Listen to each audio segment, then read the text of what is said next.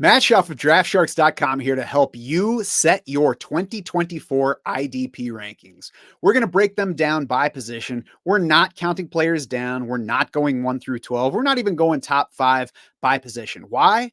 Because your scoring and your lineup settings are going to differ from what I use in my leagues. They're going to differ from the default scoring and settings that we use to set the rankings on DraftSharks.com. So frankly, me giving you a static top 5, top 12, whatever, is not going to help because it's not going to be specific to your situation. If you want specific rankings, you go to DraftSharks.com, you sync your league, you will get rankings that are specific to your format. Now, what we are going to do is talk some specific players. We're going to talk some draft strategies and maybe even some sneaky values that you can get at each position. Let's start at linebacker, which is still a high value position in most IDP leagues. There's a top 3 here. There's a pretty clear number 1 across most formats, and it's Jacksonville's Foye Oluokun, who likely led linebacker scoring in your league each of the past 3 seasons. He has not missed a game since 2020. That dates back to his time with the Falcons when he came out of nowhere to pile up tackles and score big fantasy points. He has now led the league in solos, in total tackles, or in both each of the past 3 years. So that makes Oluokun one of the most consistent producers in IDP, even more so if you're in a league that scores tackles more heavily over the other scoring categories on defense. The second linebacker we'll talk here is Zaire Franklin from Indianapolis. He broke out for a top 5 finish 2 years ago in 2022 when the Colts went without Shaq Leonard for basically all of the season because of multiple injuries. We saw Franklin take over the defense that season, and then last year, even with Shaq Leonard back, Franklin maintained his leadership role in the defense, scored even better, finished among the top 3 in a lot of fantasy scoring formats. So I don't see any reason for Franklin to drop off heading into his age 28 season. He is a high value pick. You're going to have to take him a little bit earlier to get him than you did either of the past 2 years, but it's worth it. Roquan Smith, the third linebacker in that top tier for me, a mild dip actually in Smith's fantasy numbers last year, which was his first season with the Baltimore Ravens. One reason for that was a career low sack total, but that's not actually a cause for concern because if you look beyond the sack total, you find that Smith actually had the most pass rush chances of his career by a pretty healthy margin. So I don't think his lack of turning those into sacks last year will push Baltimore to change that role this season. They send their inside linebackers after the quarterback. We saw Patrick Queen, the other off-ball linebacker last year for the Ravens, get plenty of chances as well, deliver sacks on those chances. I would say expect Smith to get at least a few more sacks this year. And at least as importantly, Smith scores across categories for us. We know that he can compile tackles. We know that he's good in coverage. Smith is actually coming off the second best PFF coverage grade of his career, as well as a personal best in passes defensed. So cross-category scoring in a strong defense from a talented player, reasons to draft Roquan Smith. Behind that top 3, there's a group of guys all with shots to crack that top 3 at the position. And for me, that includes Denver's Alex Singleton, a tackle monster anytime he's on the field, who got paid by Denver ahead of last season. Fred Warner in San Francisco, who is capable of doing whatever he wants. Ernest Jones, who emerged as a top scorer for the LA Rams last season, should be in the exact same role this year. Terrell Bernard, who emerged as a top scorer for Buffalo when they lost Matt Milano early in that season. Milano's return this year should not impact Terrell Bernard's playing time. He showed us his scoring upside. Nick Bolton dealt with lots of time lost to injuries for the Chiefs last year. He's back healthy, and he has been a tackle collector when on the field. So a potentially consistent scorer, potentially high-level scorer in those leagues that score tackles more heavily than other categories. Finally, TJ Edwards from the Bears emerged as a fantasy stud 2 years ago in Philly, got a big contract in Chicago, then outscored fellow free agent addition Tremaine Edmonds with the Bears. Bet on TJ Edwards continuing to give us numbers. Again, all those guys capable of cracking the top 3. You might be able to wait for any of that group beyond where you'll have to draft those first 3 linebackers that I mentioned.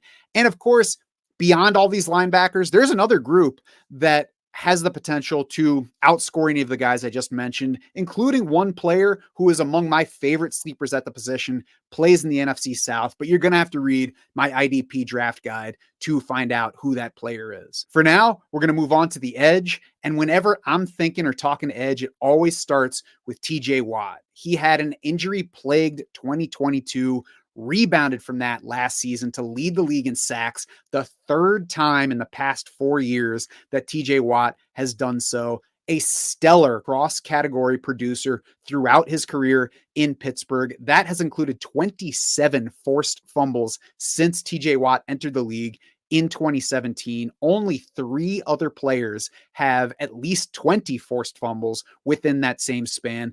No one else has more than 22. Again, TJ Watt has 27, despite losing some time to injuries. Just behind TJ Watt for me, and really pretty close to even with him, is Maxx Crosby from the Raiders.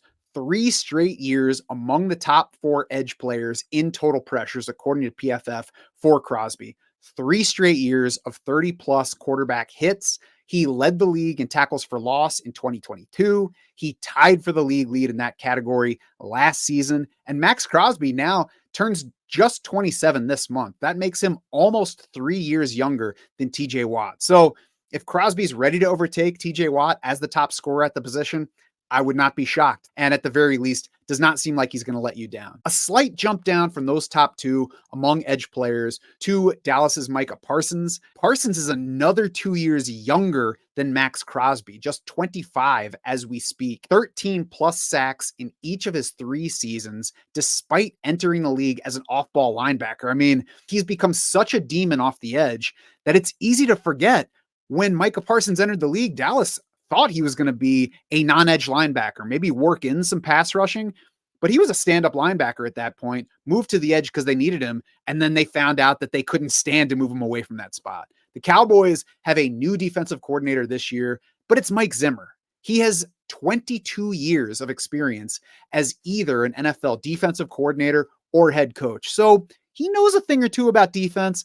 Probably not going to take Micah Parsons out of what he does best. Expect plenty more production from Parsons. Myles Garrett, another guy we have to touch on. 6 straight years of 10-plus sacks. 3 straight seasons of 14-plus sacks. The tackle numbers for Myles Garrett tend to be a bit lower than some other top guys at the position. That tends to keep him out of that top 3 in my rankings heading into the season, but we also know that Myles Garrett is capable of a monster season at any point. Myles Garrett's value grows the more your league relies on pressure stats versus tackles. Let's talk about one edge player that I didn't expect to like versus the market this year, and that's Khalil Mack for the Chargers. If you follow this defensive stuff closely, you probably already know that Khalil Mack got 6 of his 17 sacks for the season last year in a single game against the Raiders.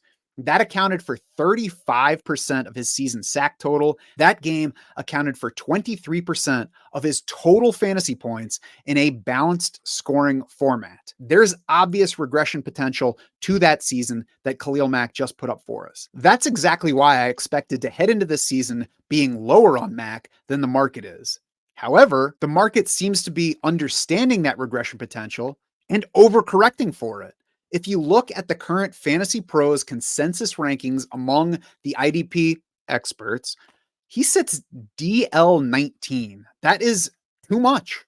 That's too much correcting. That's too much regression built in to the ranking on Khalil Mack. Khalil Mack also posted the 2nd most pressures of his career last season, the 7th most pressures among all edge players for the season. He's now 33, which is an age where we should start to worry about decline from a player. But he just had that season at 32.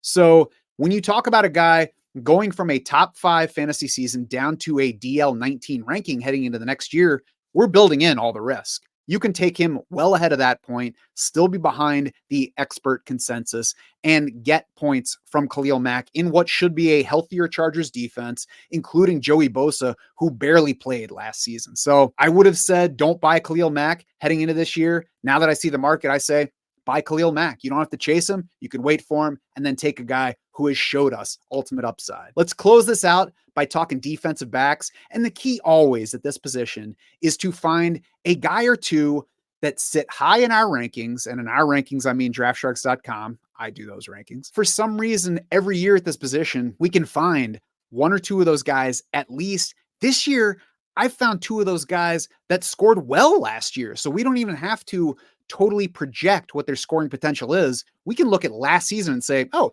that's how that guy can score. Those two guys that I'm pointing out here are Cameron Bynum from the Vikings and Julian Love from the Seattle Seahawks.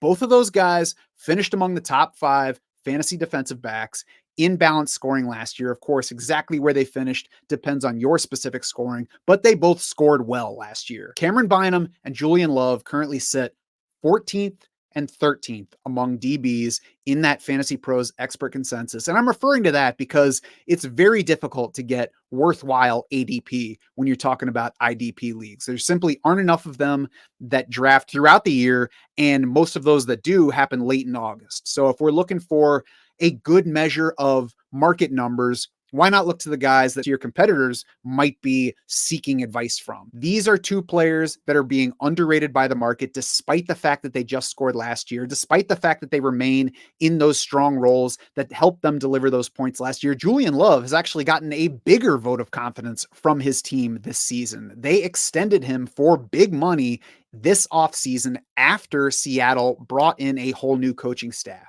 Mike McDonald has talked about a big role, a versatile role, and taking advantage of Julian Love's skills. You can take advantage of Julian Love's scoring ability without even drafting him up where I have him ranked. That's the key here. That's what we're looking for at DB. So you can find those two in the rankings on DraftSharks.com. You can find other such players higher in the rankings than they are versus the market. And DB, even more than the other positions, what you want to do is find those highly ranked players that are going to go later in your draft. Don't necessarily draft them when they come up in your draft war room, but keep them in your pocket and wait and say, all right, now it's time for me to take a safety that's going to outscore the other 12 that already got drafted. That's where you're going to get your max value at DB. Of course, that can also happen at the other positions. You'll find similar sleepers on the defensive line, similar sleepers at linebacker. The key is to find rankings you can trust. Now, as I said at the start, I could have just run you through our top 12 players or whatever, our top 5 by position, but that would have been misleading. I don't know your specific scoring. I don't know your lineup settings, but you know who does? Your draft war room. As soon as you sync your league, that will give you rankings and draft recommendations specific to your league. I am right now in the midst of a draft that I do every year in a league with a big IDP lineup and unique scoring settings. And frankly, I rely on the draft war room every season to help me know exactly when it makes sense to take my defensive players in this league, because it's such a big lineup. It's such diverse scoring that I'm not sure where the value fits. I'm not sure when I should take the next wide receiver or swerve from what the rest of the league is doing and take the first defensive lineman off the board, or take the first linebacker, or take my third linebacker, where I should, build out this star-studded group at a position where that might give me more value than simply filling the starting spots at another position. If you're looking for that kind of value from your draft assistant, you're looking for the draft war room, sync your league, get specific recommendations for your format, because at Draft Sharks, we want to be your unfair advantage.